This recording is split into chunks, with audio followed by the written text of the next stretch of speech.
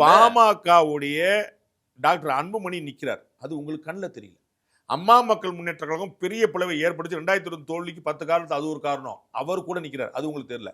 2024 பிரிஞ்சு இருந்த பாஜக அதிமுக சேர்ந்திருக்கு. அது உங்களுக்கு தெரியல. உங்களுக்கு வந்து ஏதாவது ஓபிஎஸ் போயிட்டாரு, அக்கா அண்ணி போயிட்டாங்க, சந்தோஷம் தான். நான் திரும்பவும் சொல்றேன், இவர்கள் 2 பேரும் டிஎம்கேயோட கூட்டணியும் கட்சியிலையும் சேர்ந்தது பர்செப்ஷன் பில்டிங்ல பெருசா ஒர்க் ஆகும், ஓட்ல ஒர்க் ஆகும். எனக்கு இன்னும் நம்பிக்கை இல்ல. பர்செப்ஷனே கிரியேட் பண்ணிட்டாவே அது பெரிய அளவுக்கான ஒரு அது வந்து ஒரு மாயை. திரு ஸ்டாலின் அப்படி நினைக்கிறவர் இல்ல. பர்செப்ஷன் பில்டிங் பண்ணா பேசாம படுத்துவீங்களா ஜெயிச்சலாம் நினைக்கிறவர். ஸ்டாலின் அவர்களுடைய மூவே அதை நோக்கி தான் இருக்கு போல. இத நம்ம ஸ்டாலின் அவர்களுடைய மூவ் 360 டிகிரி உழைக்கணும்ங்கிறதுல இருக்கு. அவர் உழைக்கிறார். நான் அதை மறுக்கல. ஆனாலும் அதிகமா எல்லாரையும் சேர்க்கிறதன் மூலமா என்ன பர்செப்ஷன் கிடைக்கிறது. பர்செப்ஷன். ஆமா, அதுதான் நான் இவர்களை சொல்கிறேன். புரியல? விடுதலை சிறுத்தைகள் இந்த பாயிண்ட் சொல்ல மாட்டேன். 2 கம்யூனிஸ்டுக்கு இந்த பாயிண்ட் தான் சொல்லுவேன். காங்கிரஸுக்கு இந்த பாயிண்ட் சொல்ல மாட்டேன். காங்கிரஸும் விடுதலை சிறுத்தைகளும் இருப்பது திமுகவுக்கு பலம். புரியுங்களா?